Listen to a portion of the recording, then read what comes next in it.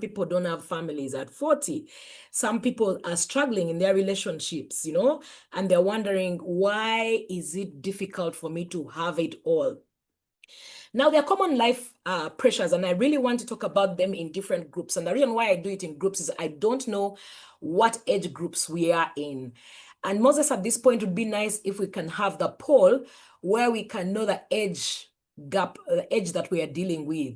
I kind of need to understand the people that I'm speaking to, what's the profile of the people in the audience, so that we can deal with the issues that's of the age group that's predominant in here.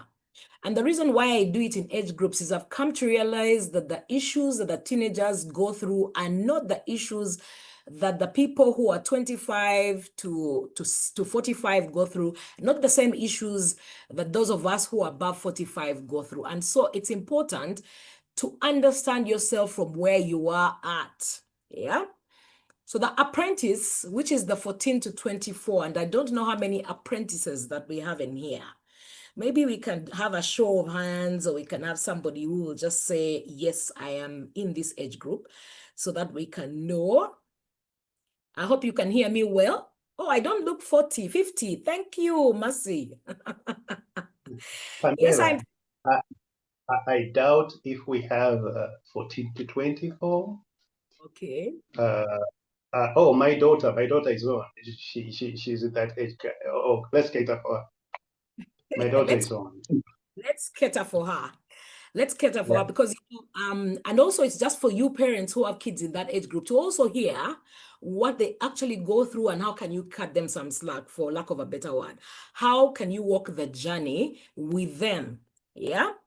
And so, you know, at this point, 14 to 24, the girls and the boys are literally having identity confusion. Who am I? Is this the kind of look that I'd like to have? Am I desirable? Do people like me? You know? And in this stage, everything feels new. You feel pressured, you feel emotional, you really have big time identity issues.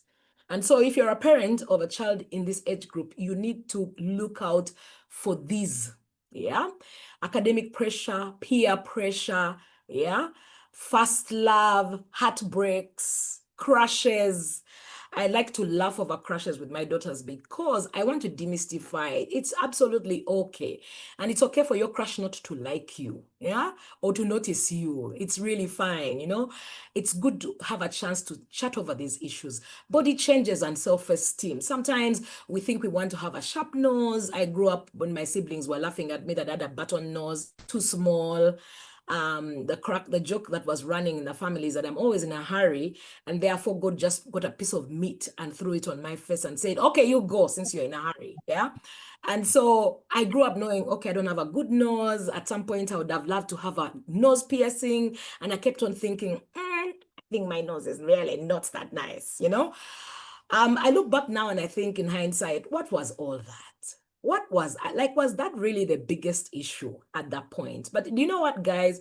At that point, it's a big deal, and don't ever downplay it. So the body changes, self-esteem issues, career choice, uncertainty, you know, social media comparison. Some people's not having likes, you know, makes you really feel, and this is across all the board, you know, all of us, you know, if you don't get likes for your post, then you feel like there's something not right, you know. Rebellion versus belonging, you know, they have a lot of, they start to rebel against the status quo. I mean, family rules and all those things, you know. If I'm going to be part of this family, you cannot come late. Why are they setting rules? These parents, but you can't be on social media until this hour. So there's a lot of rebellion. Family expectations and anxiety that comes with family expectations, depression, social anxiety. Some kids can't stand being among others. Like, you know, we usually have, and we're going to actually have a teenagers camp. We have girls who come and they literally cry throughout. They just say, I don't want to be with people. I want to be home. I just want to be in my room. And when you understand them, they're just not exposed to being in crowds, and they have, you know, anxiety for being in crowds. We have low self-esteem issues, imposters feelings, you know, when someone calls you out and says you're good at something and you think, did they get it right? Did they really get it right? You know? And then we have mood instability, loneliness, and the worst and most severe case is suicidal thoughts. If there's one thing that has shocked me dealing with the teenagers is how many of them have attempted suicide. So please do not take these things lightly. They might sound like simple. When someone tells you academic pressure, I have to remind my daughters all the time, it's not the ones who pass that are the ones who are most successful out here.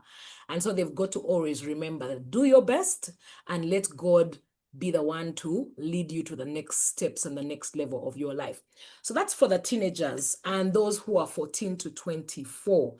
So I know that the majority of you lie within the next group. And that's the 25 to 45. I don't know if there's anybody who is anywhere above 45, but if there's any, I'm still coming to you. So this is the journey worker stage. The journey worker stage is the stage where you're building career. And at this point, responsibilities at its peak. You carry everyone and everything. And if you're a woman like myself, that's a time you neglect yourself for the sake of your family. You find your husband is blossoming, your children are blossoming, and you're looking like they're a helper, just escorting them because you always come last, The stress is so loud, but very silent. Sometimes walk around looking like we've got it all together. Like Lady Bizo just said, we're just juggling it. We are struggling. We don't know how to juggle this stage. And this is a stage where, my heart goes out to the people who are in this stage. In this stage, you go through lots of challenges because you want to put it all together. Yeah. We've got job issues, career shifts. Some of us have just gotten married, trying to get understanding. Before you know it, some of us are divorcing. Others are in relationship instability. There is trauma that you're carrying from the relationships, yet you still have to get it all together. You've got to raise your children. There's financial pressure, fertility issues. If you've been through fertility issues, it is something that you just don't know how to navigate. It just pulls you down to point of zero. Yeah. Loss of parents. At that point, some of the parents are beginning to die or they are ailing. And then, you try to prove yourself. You're balancing too many roles and you're trying to prove yourself. If you're a man, my heart goes out to you because men go through a lot of societal expectations in terms of, having it all together. If you're a family man and your wife is doing better than you, people are already underestimating you. Or sometimes you appear for family gatherings and you're not as well off as your siblings. That already is a problem. You find some people don't even want to come for family gatherings because the cars that park out there and you have to come sauntering with your little kids and your wife off border with all the dust, there's a lot that goes on at that time. And I want to just say hugs and kisses to the men on this group. You definitely know. Wow, thank you for the poll. I would be happy if you can fill it. Can we have the poll more specialized? If we can have the 45 to the 25 to 45, and then we have 45 plus, just so that we can also understand them by the groups that I have just put out. But thanks.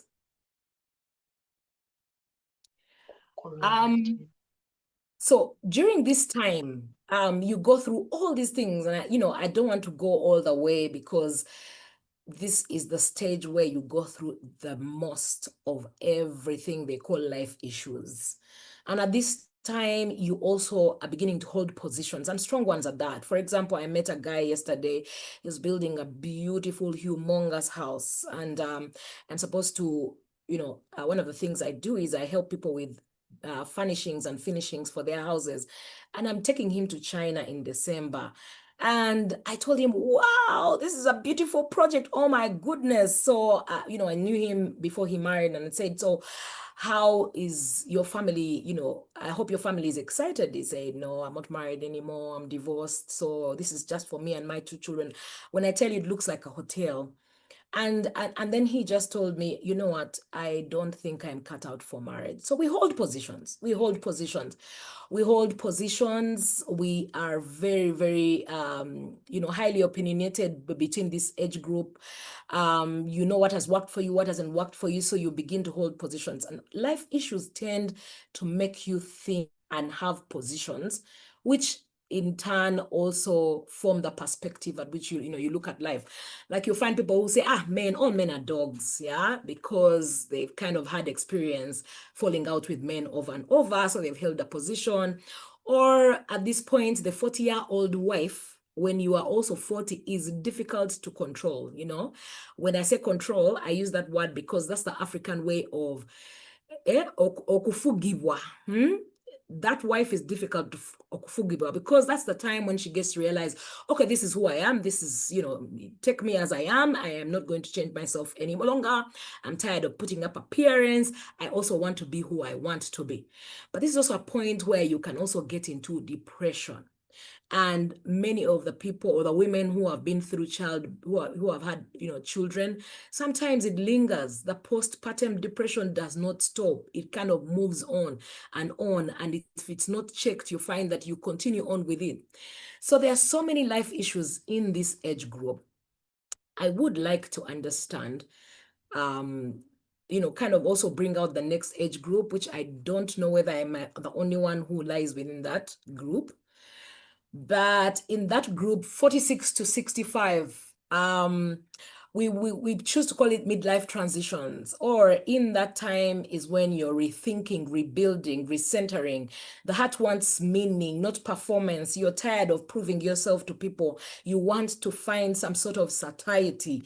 And at this point, it is usually like a turning point for you. You either go downhill because you are feeling like, you've not done it, you've not hit it, you have missed opportunities, you've got regrets, you're caring for aging parents, you're no longer a child, you're now the one who is leading the home.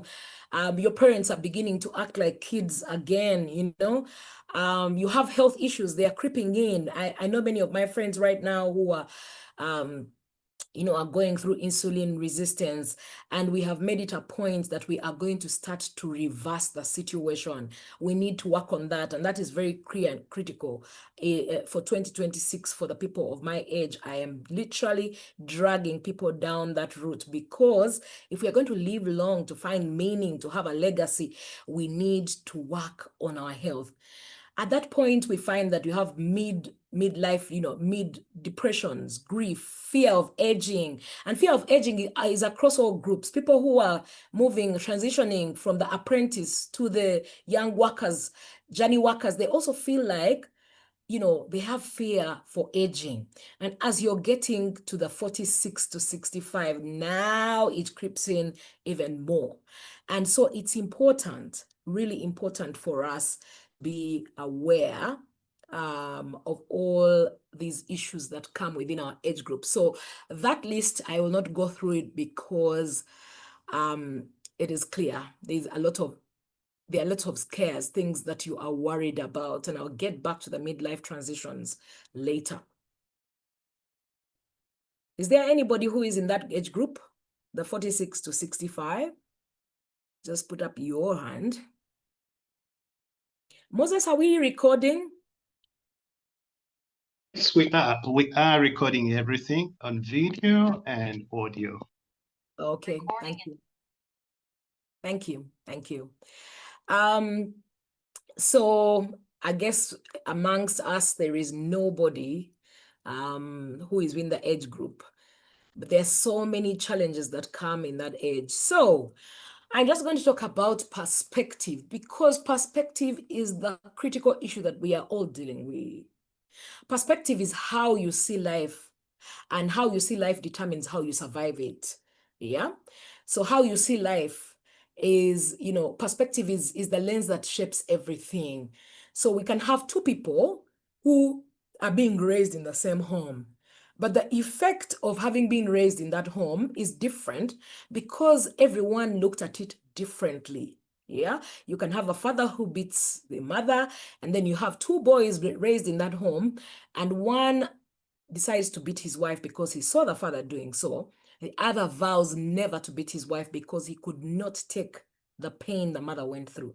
So you can just have one experience but different perspectives. And therefore, it's important for you to look at life, and interpret it with a lot of wisdom. Perspective is a lens through which you interpret pain, challenges, and change. And when the lens is fear, everything feels heavier. When the lens is faith, things feel possible again. And that's the reason why some of us have taken down the route of trusting God, because we realize on our own we are but nothing. So when you get to know the promises that God gives you, then you hinge yourself on those promises and you find that life becomes more optimistic for you. And therefore, the lenses with which you use are from a place of faith. So you can't control every life issue, but you can control the meaning you attach to it. And that's the one thing I am here to challenge each of you. I'm here to challenge you. How are you viewing life? With what lenses are you looking at it? How do you attach the feeling that you are having right now? For example, your husband walking out on you, what did that mean to you? So for somebody else, it might be good riddance and they thrive and really do well. For others, it's actually, oh my goodness, he rejected me. I can't take rejection. Rejection reminds me of my father leaving my mother. Rejection reminds me of my father walking out on us. So you have held positions about rejection or people leaving you, and that means that then you attach more meaning to it. Others might look at it as good riddance, like I said, yeah? But you as an individual, you've got to have a healthier perspective. How do you frame or reframe your perspective? Because the healthier your emotional, the healthier your perspective, the healthier your emotional response is going to be. And that's the reason why you find there's some people who look like they're not going through the challenges. And we always say, they're going through the fire, but they're not smelling of the smoke. It's because of perspective. Others go through a fire and you feel like they're overreacting. I need to change your changes. She's the first to go through this thing. And that is because of perspective, the way the person views it. And so I would like to say, number one, that all your feelings are valid. Whatever feeling you have is valid. No one should ever downplay the way you feel about something, because it's the perspective that you hold that makes you actually have the emotions. So perspective doesn't remove the problem. It gives you strength inside the problem. So what is that perspective that you have shaped? Yeah. And how has your perspective shaped the way you've handled a life issue recently? I would have loved to have that. And it would be nice that when you answer the poll, we shall just hear what are the different challenges that you have been able to, to experience lately. Is that poll ready, Moses?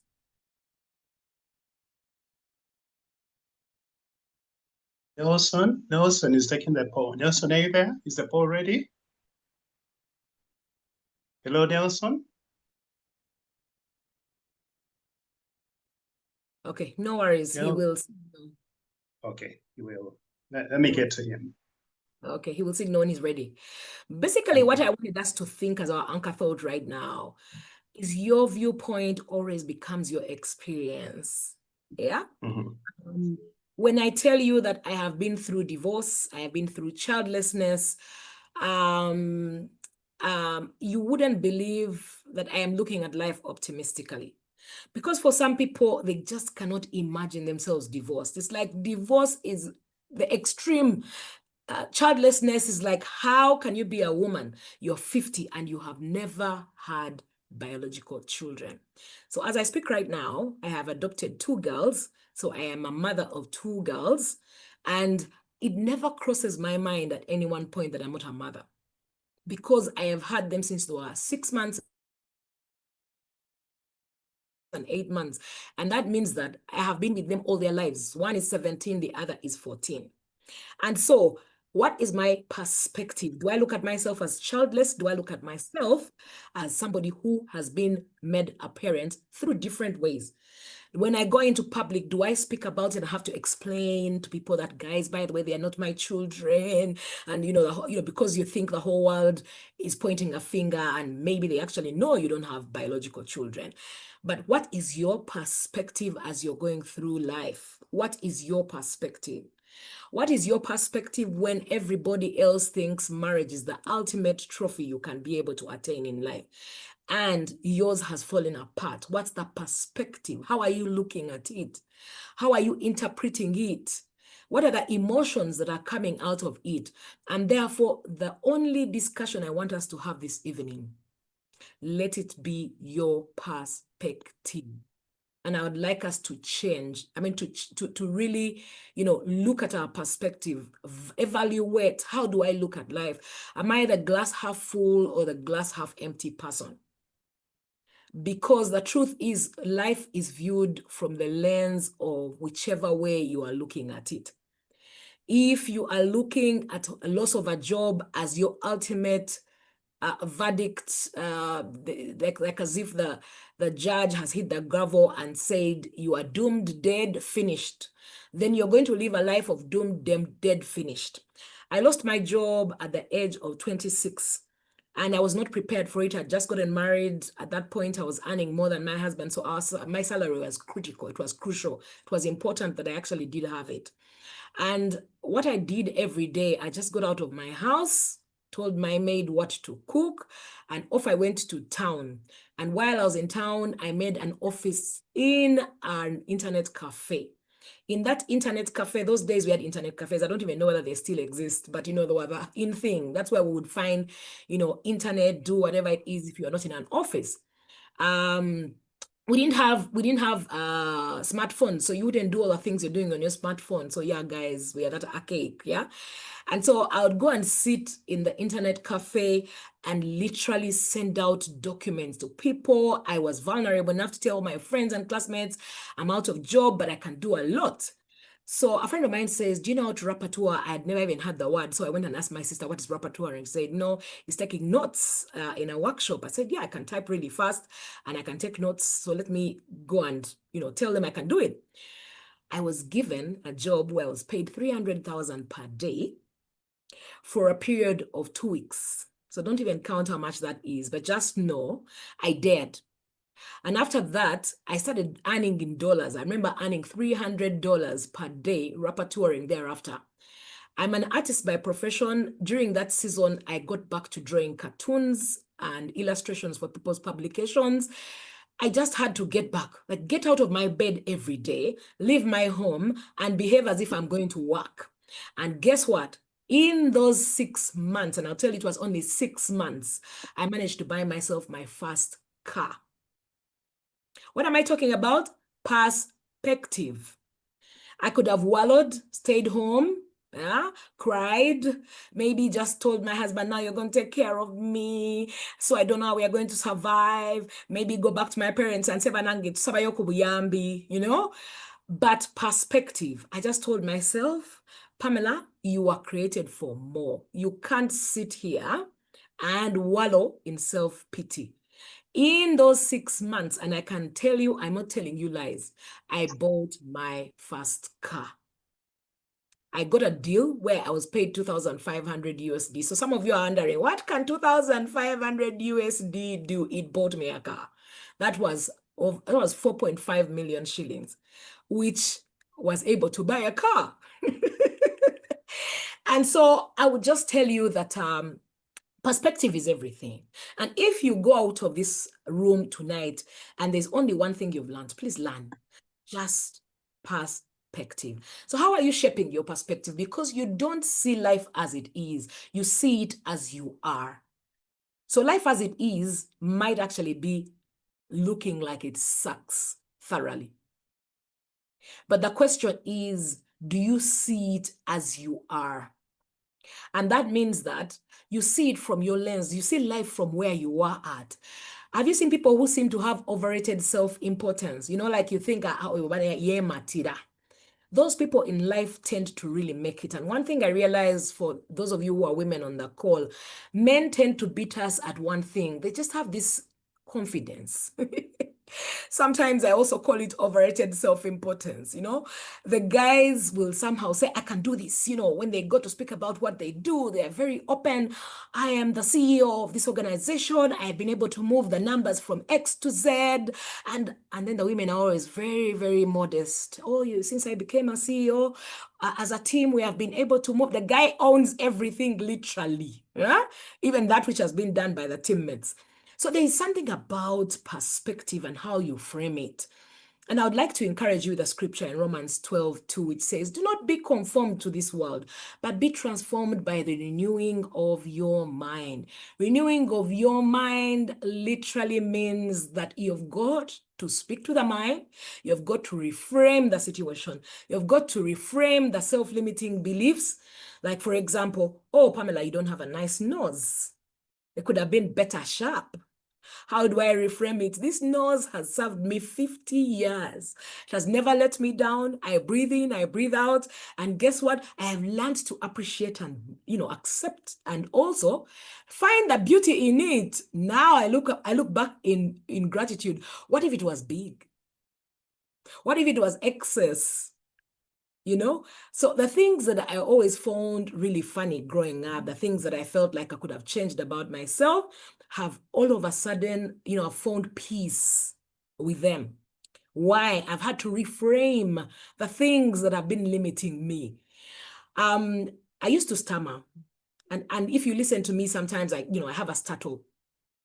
And so when I started speaking, and I've always been, talkative, so I've been called to speak really.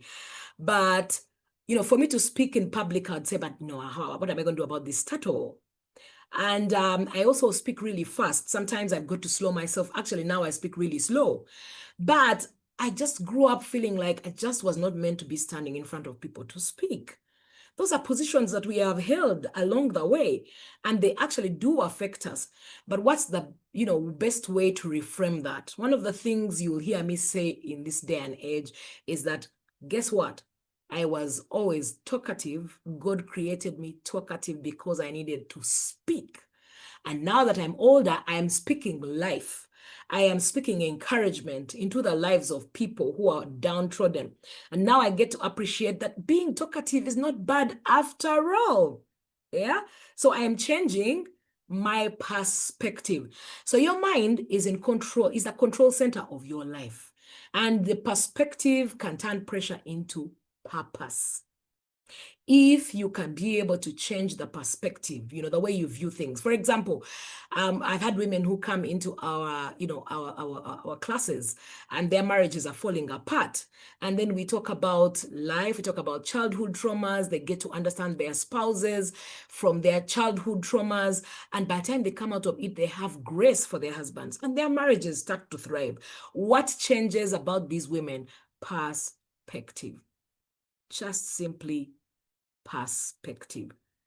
And so what are you focusing on? Because what you focus on grows. If it's fear, it grows. If it's faith, it grows. What are you focusing on? Are you the kind of parents who are parenting your children from a place of fear? I don't want my child to go here. Tasobola kuninnya mu taxi. Tasobola, they are 20. Where is she? I need to keep calling her. Or Tusewa. I mean, what kind of fear can you possibly have? When will these children ever go out there and survive on their own? So are you parenting from a place of fear or a place of faith? And then you also need to remember that your inner story determines your outer strength. What have you fed yourself with? Some of us keep watching lots of scary movies and all those things. That's what we're feeding our spirits with. That actually holds and also shapes our perspective. But are you reading things that bring life? Do you have an author that you have actually made the person that you go to or listen to? Who is the author that speaks life to you? Yeah. Who are the people that you're listening to? Who are the people that you're letting into your life so they can frame your perspective? So renewal of your mind, like the scripture says, is a daily thing. It's an ongoing thing. It's not a one-off. And you can choose new lenses at all times, in all the stages, and you can be able to make it. So as we end this whole discussion on perspective, What perspective about life, yourself, or your season do you need to shift today? I want you to speak it to yourself, because I know some of you might not be confident enough to write that in the chat section. I would have been happy to actually hear what your perspective is. I would have been really excited to hear what your perspective is. Yeah.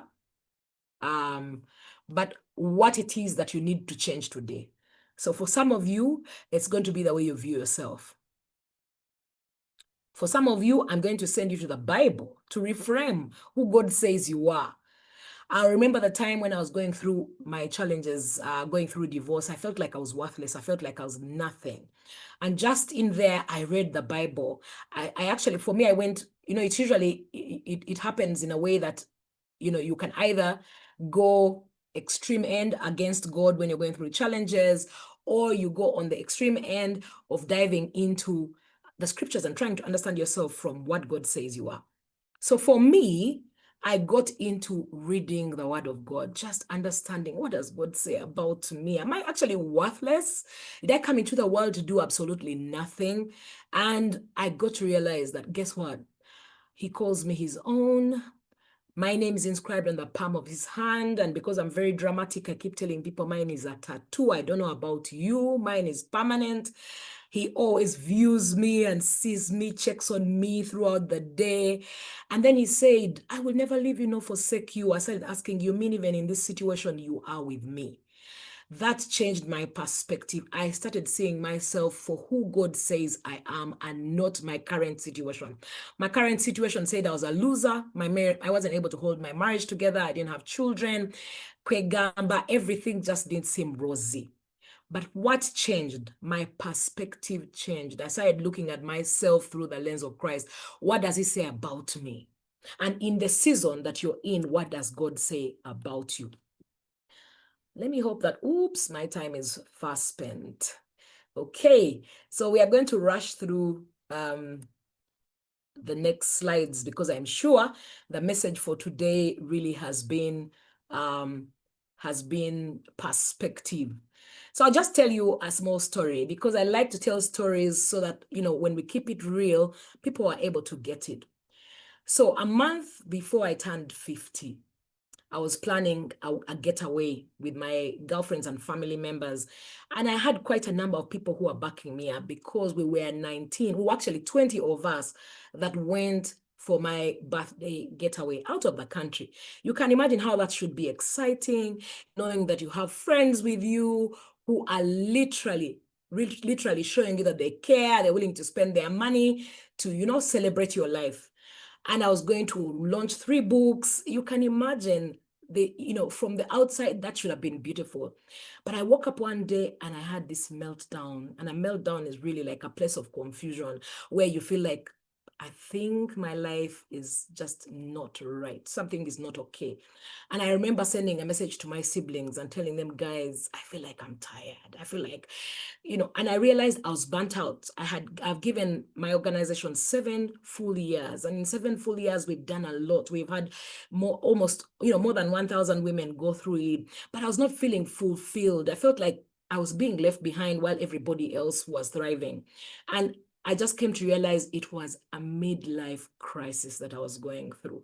And so when we are transitioning to new ages, to a new pivotal moment in your life, there is a tendency for you to feel a bit confused and overwhelmed, and you have lots of questions. And for me, it was just time for me to reframe my perspective. How am I viewing life that's actually not serving me? Sometimes the things are not serving us. Sometimes our thoughts are not serving us. And midlife feels more like, what am I doing? What am I doing? What am I doing with my life? There are sudden emotional shifts, feelings of being tired and unsure. Old wounds resurface, your whole perspective is seared.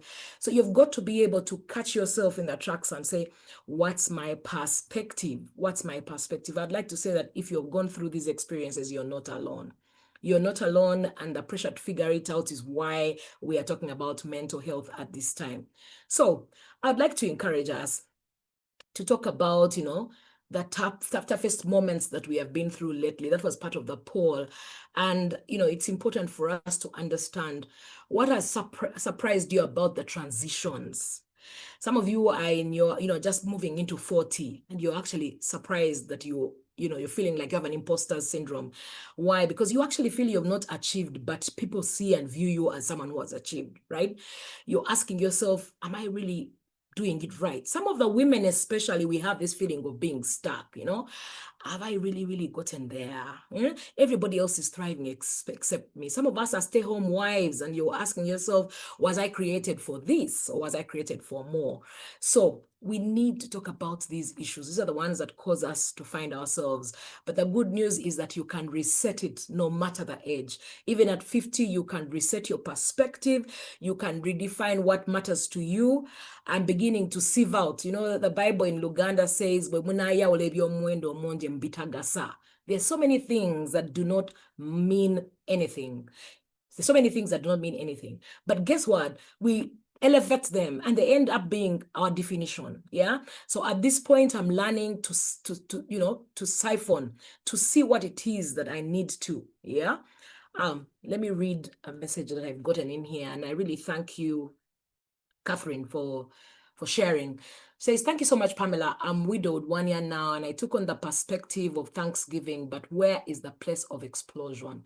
How is that the same time I feel angry, yet catch myself grateful for how I've seen God hold me?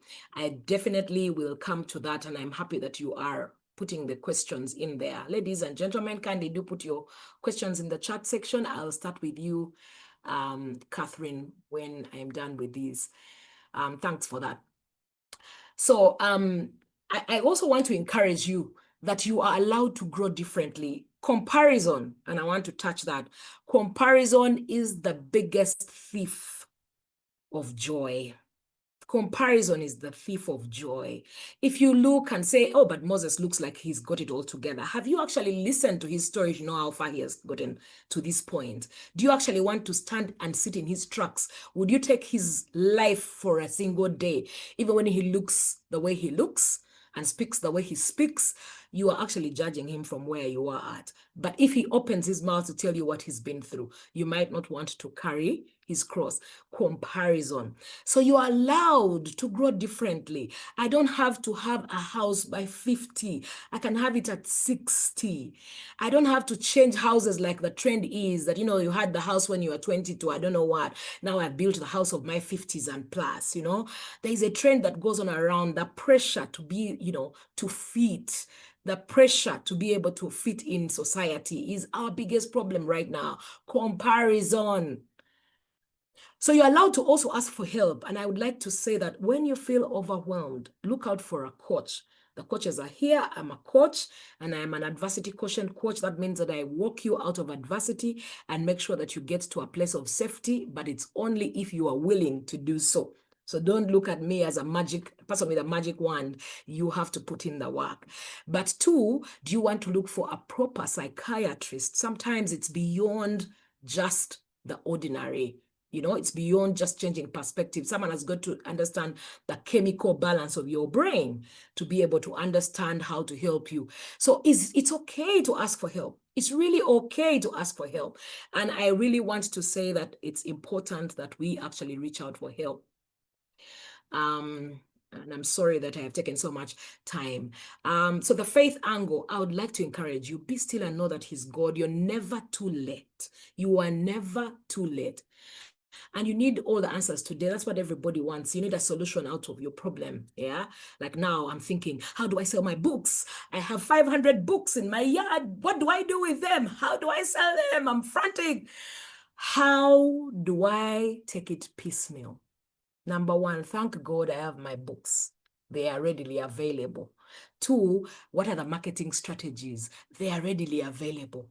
What do I want to take on? I don't know what it is that you need answers for today as an individual, but trust in the Lord with all your heart and lean not on understanding. Your understanding tells you other things. Your understanding tells you that you have failed to get it. You have failed to fix it. You will never get it. Your understanding tells you all sorts of negativity. But do you actually know that there's an escape route? God has an escape route for you. God meets you in your confusion. Do not ever think Because 1 Corinthians 14:33 says, for God is not the author of confusion, but of peace. So if you're going through confusion, just know that there is peace, shalom that God gives. And then finally, strength returns slowly. Don't just think that you're going to wake up and tomorrow your perspective has actually just taken you to point A to point Z. It's a process. So they that wait upon the Lord shall renew their strength. That I know that you know very well. So like the teacher that I am, I'm giving you homework. And I hope that you have a pen and a paper. I want you to write one thing that you want to let go of today. One thing that you want to let go of. If you're a fearful parent, I don't know what it is, let go of it. If you live with so much anxiety, how are you going to, you need to let go of anxiety. Yeah, it doesn't serve you. It only just makes you weaker, miserable, and you cannot conquer when you have anxiety. What's the one thing you want to heal from? What's the one thing you want to start? What's that one thing that you want to believe again? So moving forward, I'd like to encourage all of us with this quote: your life is not falling apart, it's falling into place. Every transition is shaping you into who you were always meant to be. So I must look at it at 50 with all the unmet expectations and the things that, have not worked out by worldly standards or by the standards that are set by society, and tell myself my life is not falling apart. It's falling into place. Every transition is shaping me into who I always was meant to be. My encouragement is you are wiser, you are stronger, you're becoming clearer, braver, more grounded. Keep going. Your story is still unfolding beautifully because you got this. Thank you very much.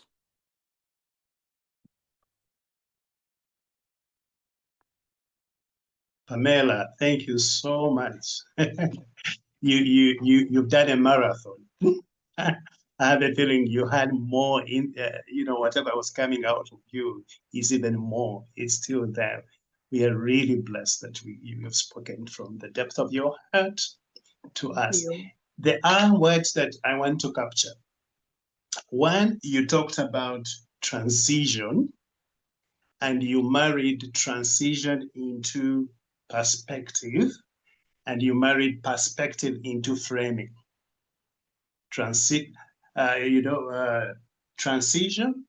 perspective, framing. 3 words that I captured in our conversation. Many times we are challenged in not accepting that we are into a transition. And if we don't get the transition, then the perspective fades because you didn't get it in the first place. And if you don't get the perspective, then you cannot frame.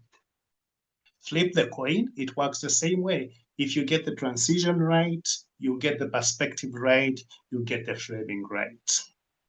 And I like the fact that you talk to us in different age brackets.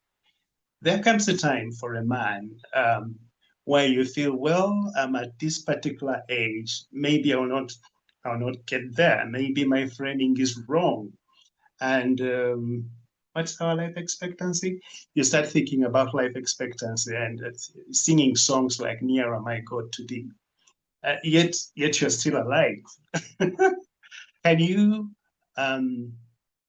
speak to us from the point of encouragement that even if you have lost it at the transition, at the perspective, at the framing, there is another day, there is another chapter to write, even when you've hit 40, even when you've hit 50, and you are entertaining all these voices, the negative voices of rejection, negative voices of, well, I've fallen, I can't make it. Can you speak to us, Pamela, from the point of encouragement through those 3 phases? I'm always catching things and I go and write about them, and you have given me something to go and research on. I like the cycle that you have actually drawn for me in my head, transitions to perspective to, what did you say the last one is? Framing. Yeah, to framing. And then you start the cycle again. When you get to the framing and you realize that, okay, I need to reframe this perspective. Yeah. Well, let me just start from transitions. for everything that you're going through, there's a transition. And transitions are not just about age, guys. Transition is, with all due respect, Catherine, for you, it's a transition from being married to being widowed. That is a transition. Yeah.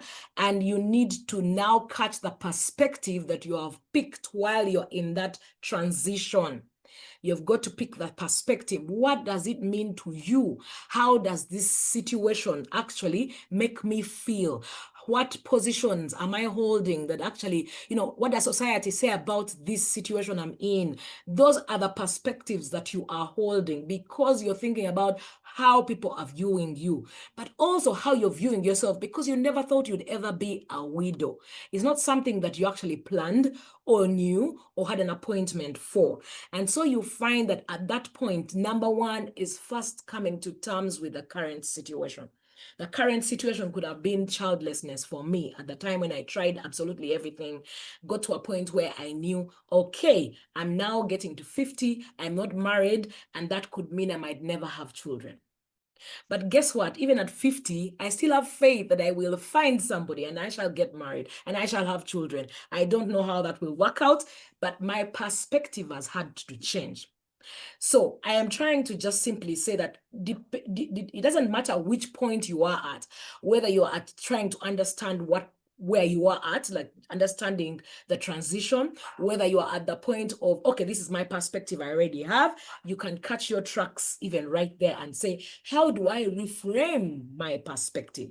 How do I reframe my perspective? And reframing perspective is basically when you write out that self-limiting belief, yeah, which says, I am 50 and I can never have children. I am only 40 and I am a widow. It is just unbearable. You've got to be able to reframe that particular thought and say, I am 40 and I have been widowed because life does happen and I have been the one who has been entrusted with this unfortunate experience.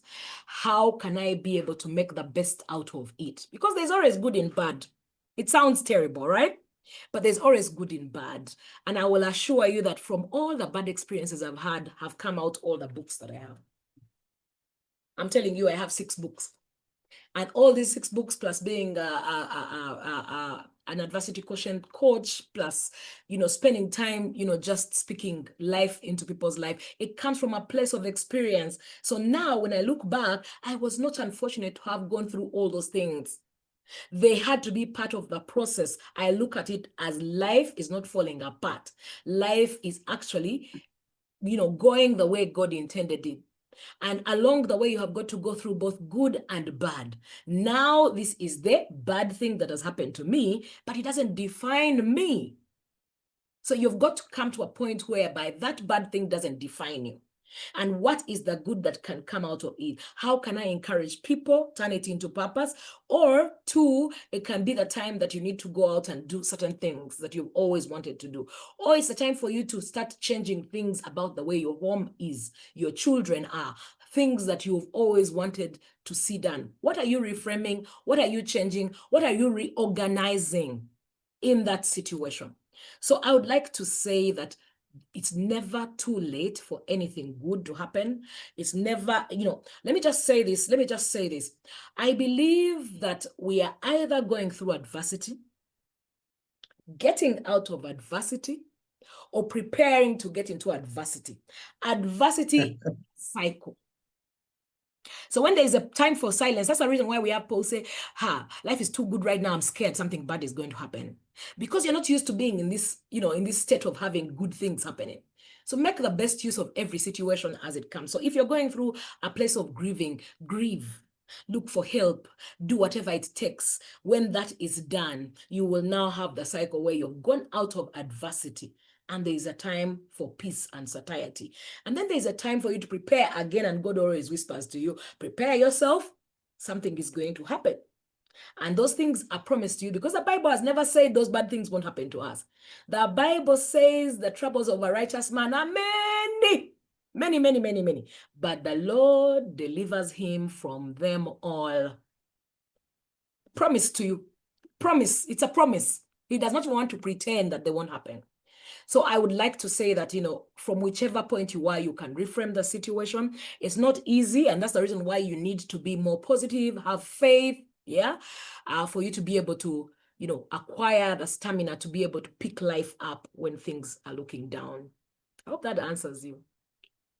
It does. It does. Thank you so much, Pamela. I'm going to read to you this. Yeah. I have learned in the last 50 years that you cannot do anything alone. Who said that?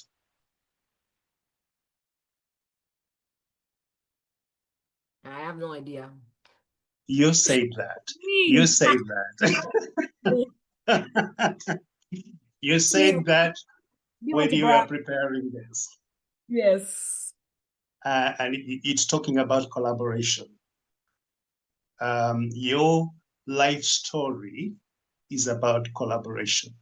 The Absolutely. inability to do life alone, from the border guy to the saloon girl, to mention it. And you've just said it that many times when you're going through adversity, it does you well to talk to someone, Mm. from the bottom of it. They might not have the answers. Sometimes you're not even looking for the answers. They might not have the answers, but it does you well.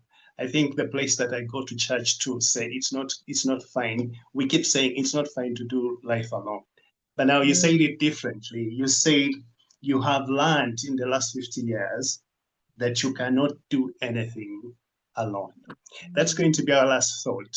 Um, I would like you to talk to us on one single thing, because a coin has faces, right? A coin has two faces, right? And one single thing that changed your perspective in not doing life alone. Okay. We also have some questions in the chat section, so I hope For that we sure, can sure. deal with those as well. But let me first handle that. What changed my mind or framed my perspective that you can't do life alone? Yeah.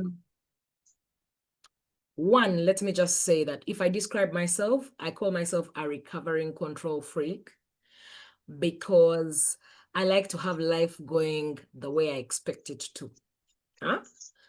The reason why my perspective or the pains that I've been through in life, they've all stemmed from control that, I would like to be going to this direction, but people whom I have to go along with are the ones that deter me from going full speed. I have worked with people, and let me just say that I've been privileged to lead an organization where on my admin team, I had 4 phlegmatics. Phlegmatics are people who are extroverted. And we were only 2 of us who were extroverts. And I used to find these people annoying sometimes because they have to go and rethink to churn through the things before we can be able to act. And for me, meanwhile, I had planned because I'm an overachiever. I was like, we should have already finished this thing by the end of this week.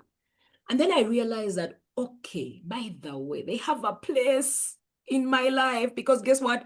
I do things really quickly, but I'm not very thorough. What does that mean? That along the way, I will type and I will send you stuff that has typos, and I'm okay with it because guess what? You're going to read it and you will understand. Yet you need the person who reads through the document to tell you these are the typos, you should have done it this way. And so I realized, ultimately, I cannot do life without people. 2, I have also had the rare privilege of having valleys and hills where I was at the mountaintop in terms of finances and all, and I have dropped to almost a point of 0 where my siblings were hand-holding me. And at that point, what was killing me most and what was framing my perspective was that I can actually do it. Why aren't I doing it? Must they give me handouts? Am I a charity case? Somebody else will look at it differently and say, I'm privileged to have siblings who can handhold me and can be able to walk me out of this situation. So I learned along the way that I actually need people. I am not self-sufficient. I am not self-contained, as they like to call it. So you definitely need people. If you don't have people, your social wellness is critical. As Evolving Woman, we teach women to go through, to plan for their lives through the 8 spheres of wellness. And you must have a balanced life, or let me call it a harmonious life. You cannot, succeed in all the areas without people. You need a mentor, you need a coach, you need people. You can't achieve without people. I could speak until the cows come home. I hope that actually does. Thank you so much, Pamela. Oops, you're off. Are you still there? Yes, I am. I would like to. Okay. Could you please kindly go to the questions in the chat? Okay. So Catherine said, thanks so much, Pamela. I'm widowed 1 year now, and really sorry about that, Catherine. And I took on perspective of Thanksgiving, but where is the place for explosion? How is it at the same time I feel angry yet catch myself grateful for how I have seen God hold me? I tell you, grief is not something that you rush. You don't rush grief. As much as you have a spirit of gratitude, which is absolutely essential, you must also acknowledge that grief is something that you have got to experience and go through it and go through all the cycles properly. So you need to understand the different cycles that come with grief, understand where you are at every one point, and appreciate that actually I'm going through this cycle and this is the point where I'm at. Just last year, I lost my brother. He committed suicide. Very painful experience. I'm still, how they say a fly has, like your thing has fallen down and you picked it and you're still asking yourself, oh, what just happened? Like, I'm still in that stage. But my perspective oftentimes is catching myself and saying, I'm grateful to God for the time that we had him. I'm grateful for the little things that he was able to do, the changes he did in the industry he was in. And, I am grieving, but from a point of gratitude that he actually had impact. His life wasn't in vain. I'm grieving, and I have days when I really, we wake up, my siblings and I wake up at different times feeling different. And then somebody will say, I'm missing him today. He would have said this. And then we all laugh about it. Or we encourage each other and say, Nange, hugs to you. And we are not even together. So we have got to just give each other virtual hugs. And so let me tell you, don't rush the process. Don't rush the process. One day at a time. But I'm happy that you've got gratitude, because guess what? It's good to actually look at life from a place of gratitude. For example, if you've got children, are they going to school? Thank God. Do you have a job? Thank God. Do you have support? Thank God. What's a support system that's holding you at this time? Thank God. Are you breathing and healthy? Because you could easily be sick. Thank God. There's a lot to be thankful to God for. And I can assure you guys, the best way to change perspective is gratitude. But Catherine, allow yourself to grieve. Allow yourself to grieve. I hope that does really help, Catherine. And just know that, I feel you. How did you deal with divorce? How hard or easy did you find it? You see me smiling now? Yeah, sometimes I actually tell myself and tell my friends around me I am happily divorced. Don't ask me the process I got to get here. Because my perspective was that my husband rejected me. He's walked out on the marriage. And I am the one who filed for divorce. And my filing for divorce was actually not to divorce. It was to take the kamasu, like say, if you want to fight for the marriage, I'm giving you a chance to fight for the marriage. And guess what he said? No, I don't want it. You know what that is? You know what it is? I am the one who filed for divorce. And this guy actually said yes. For a moment, I got into some sort of insanity. How could he not want me for 10 years? You're not even willing to fight court. And truth be told, we actually were not compatible. And for me, I was willing to push this thing. It was a dead horse. But now looking back in hindsight, I am grateful to God, because out of it, so many good things have come out of it. But it was a painful experience. It defined who I was for the longest time. I never spoke in public. I feared to appear where we had marriage fellowships together. I feared to appear, I checked the church that I was in, because I couldn't stand going there and people pointing a finger and saying the one whose marriage didn't work, all those were perspectives, things playing out in my head. And so divorce has never been easy. Even when you're having it willfully, you grieve the loss of a relationship. Mine was a 10-year relationship. A lot had been invested. A lot was lost when I divorced. So, you cannot say it was easy. It's never easy. And no one should ever tell you lies. Mark says, as for me, I realize I don't have to worry about anything I can't control. So I'm figuring out one thing at a time. So help me God. Mark, you are in a good place. You're in an absolutely good place where you just live one day at a time, conquering different Goliaths and different, different giants. Some giants are in the mind, others are outside. But if you can't handle certain Goliaths, you're going to present them to God and then walk away. Me, I have this thing where I tell God, and by the and by the way, when I do, mbamaze. There are times when my school fees for the kids has not come in time, and I actually go aloof. And I'm not telling you, don't practice this at home. This is me, my relationship with my God. I literally tell him, you're the daddy, I'm the mommy, okay? Mommy, let me go and shop for everything else. School fees, zizo. Figure it out. And I can assure you guys, I've had times when people have called me and said, oh, how are the girls? Are they going to school? School fees on me this term. Guys, I'm not telling you lies. So that's my relationship with God. And I'll tell you, if you can't handle something, sometimes let it go. Yeah. We have Joy Abo saying, wow, wow, wow. Thanks, Coach Pam, for such a great talk and practical tips. Thank you, Joy. I'm happy that you logged on. Benon says, many thanks to for the podcast. I'm glad I found time to be here. Very refreshing.